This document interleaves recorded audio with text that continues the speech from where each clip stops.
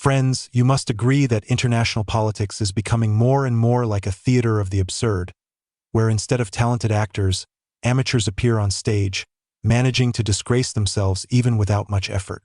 Here is a fresh example for you. German Foreign Minister Annalena Baerbock decided to enter into an argument with Lavrov and, of course, effectively got into a puddle. Who would have thought that her mistakes would turn out to be so large-scale, as much as twice? Watch this video to the end. It's going to be hot. Let's look at how the punctures of European politicians turn into memes, and why Lavrov remains the undisputed king of the diplomatic arena. And in the end, I will tell you what is happening in Germany right now. Let's not delay, let's start. I think Annalena Baerbock needs no introduction. So, a little background. It all started at a meeting of the OSCE Council of Foreign Ministers in the Maltese city of Valletta, where diplomats discussed international security. Instead of constructive dialogue, mutual accusations and propaganda began again. On one side of the ring is Sergei Lavrov, an experienced diplomat with decades of practice, a master of sarcasm and harsh remarks. On the other is Annalena Baerbock, a new generation politician, better known for her high-profile statements than real successes. The context was appropriate. The Ukrainian crisis, the confrontation between the West and Russia, the eternal search for the guilty. Lavrov confidently declared the hypocrisy of the OSCE, which, according to him, has long lost its effectiveness. And Baerbock tried to demonstrate the unity of Europe, but her speech turned into a farce. She misspoke, saying about 1.3 billion people in Europe. The hall froze. Social networks exploded with memes. Journalists picked up the news, and the German Foreign Ministry frantically tried to smooth over the consequences. In politics, as you know, one mistake can cost a career or at least a reputation. What does this case say about Annalena Baerbock and her colleagues? In the world of big politics, every word is not just a phrase, but an instrument of influence, a signal to allies and opponents. If a person who heads the foreign policy department of one of the leading European countries is so easily mistaken in basic things, the question arises, how competent is she in serious matters? The Baerbock mistake with the population of Europe is not just a ridiculous slip of the tongue, but a symptom. It is a symptom of the fact that many of those who dictate their rules to the world today do not fully understand what they are talking about. Western politicians continue to speak out, criticize, and make accusations, but their statements often turn out to be devoid of factual basis and deep knowledge. This case was a vivid example of the difference between words and deeds. Lavrov, a representative of the old diplomatic school, backs up his arguments with facts, whereas his opponents prefer to play on emotions, throw loud slogans, and resort to superficial figures. And here a serious question arises. If such obvious mistakes are made even at this level, how can we, ordinary citizens, believe in the competence of these people in making decisions affecting millions of lives? Therefore, this scandal is not just a curious case of 1.3 billion people in Europe, but an indicator of how politics is being built today. A lot of noise but little sense. After Baerbock's famous phrase about 1.3 billion Europeans sounded, the internet exploded. Memes flooded social networks. Comic maps of Europe appeared with new fantastic states like Gondor and Narnia, and demographers in a panic rechecked the population of the continent. Meanwhile, the German Foreign Ministry hastened to correct the mistake by replacing the word Europe with OSCE region in the speech. A classic move. If reality contradicts the statement, then the statement itself is corrected. And Sergei Lavrov, watching all this farce, remained invariably calm and confident. His comment that the OSCE had long lost its effectiveness only reinforced the contrast between him and his counterpart. And this contrast is obvious.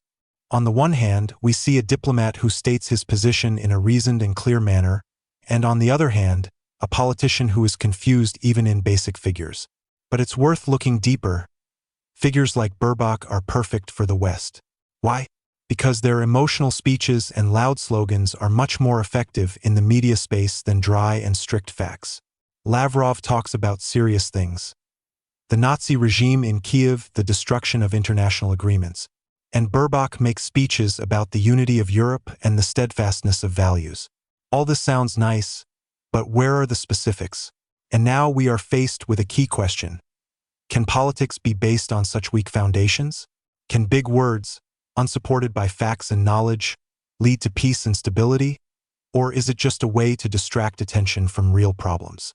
This case has become a litmus test for modern world politics, where empty statements face real challenges.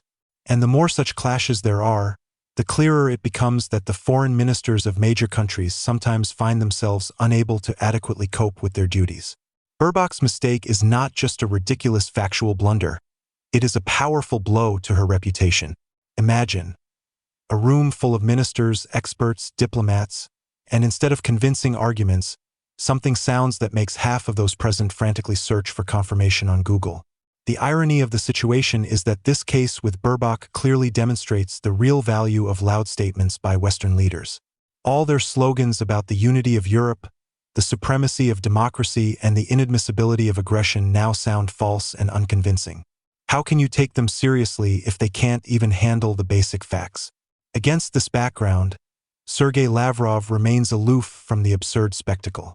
His statements, although unpleasant for the West, are invariably based on facts. His words about the futility of the OSCE and that the Cold War threatens to escalate into a hot phase are not just sarcastic remarks, but a sober assessment of the current situation. And here comes a question for you, the audience. You look at this situation and maybe even laugh at the blunders of the Baerbock. But what is it like to live in a world where the most important decisions are made by people with such a level of training? Aren't you afraid? Write in the comments what you think about such blunders and how it affects the prospects of world politics. How does it all end? Baerbock, realizing her failure, simply disappears from view, and her team hastily corrects her words. However, it looks so unconvincing that it only causes new ridicule. The internet is filled with memes, cartoons, and sarcastic comments. Against this background, Lavrov not only saves face, but also turns out to be a winner, even without making an effort to do so. All the work for him was done by Baerbock herself. This episode only highlights the difference in level. On the one hand, weighty facts and cold-blooded calculation. On the other, emotions, empty slogans, and attempts to convince someone with phrases similar to advertising slogans. But the saddest thing in this story is not the blunder of one politician, but the system itself, in which big words are more important than real meaning, and reality is easily replaced by catchy headlines. We ordinary people find ourselves trapped in this game, watching global politics become more and more like a show. How do you like these results? Is this an accident or a pattern of Western leaders' approach? Share your opinion because your point of view is really important. In the dry balance, we have the scandalous speech by Baerbock, which has become an internet farce, Lavrov, who remains unperturbed and weighty, and the OSCE, which has finally drowned in its own uselessness. This case is not just a curiosity from the world of big politics. This is a mirror that shows who actually manages global processes. And here's the most important question. How long are we going to put up with this? When such mistakes become the norm, the world begins to live according to the laws of chaos. But perhaps by discussing such situations, we can still influence the future. Think about what you choose. A world ruled by people who are confused about numbers and terms, or those who rely on facts like Lavrov. It's up to you. Write in the comments how you interpret this story and what you think needs to change in global politics. And now, friends, let's take a look at the situation in Germany. What is going on there now? In short, nothing good. Let's figure it out. In Germany, the political situation reached its climax when Parliament expressed a vote of no confidence in Chancellor Olaf Scholz.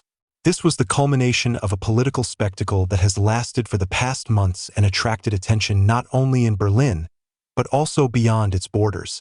Since the Bundestag officially ceased its activities, Germany has been waiting for new elections, which can be compared to a pause in an exciting political drama.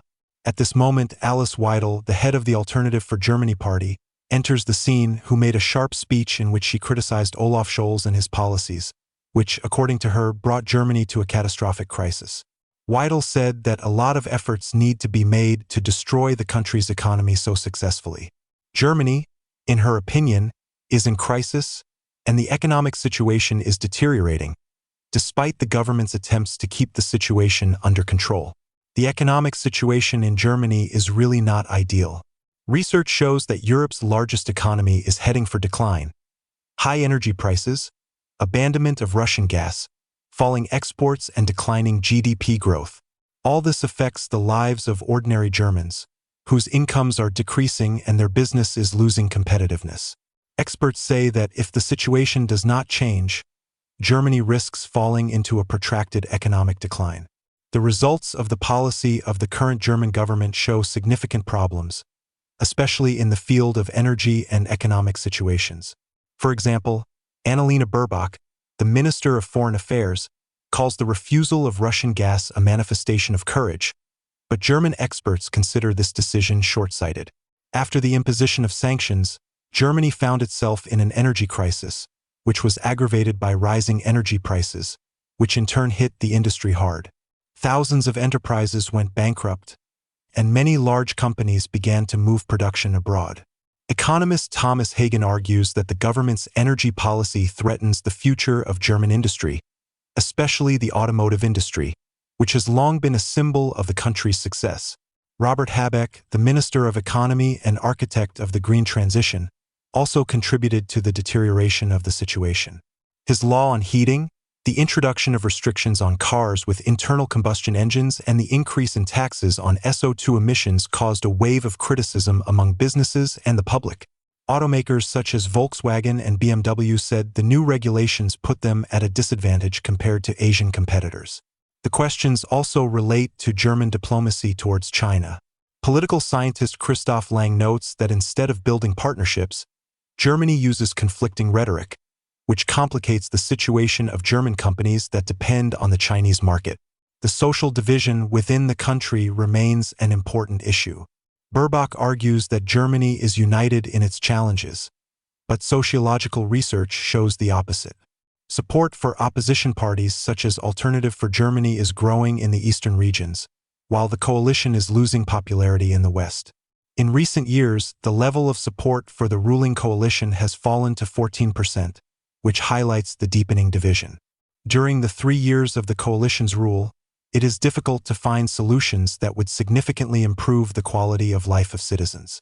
Instead, many initiatives, such as tax increases, cuts in social programs, and rising living costs, have led to increased discontent among the population. Economists such as Markus Stolz point out that the government is too focused on global challenges, while domestic problems remain unresolved. In the future, if Friedrich Merz wins the 2025 elections, but key coalition figures such as Habeck and Baerbock remain in office, this may lead to the continuation of the same policy. Economists such as Peter Schaefer warn that Germany risks losing its status as Europe's economic leader if current trends do not change.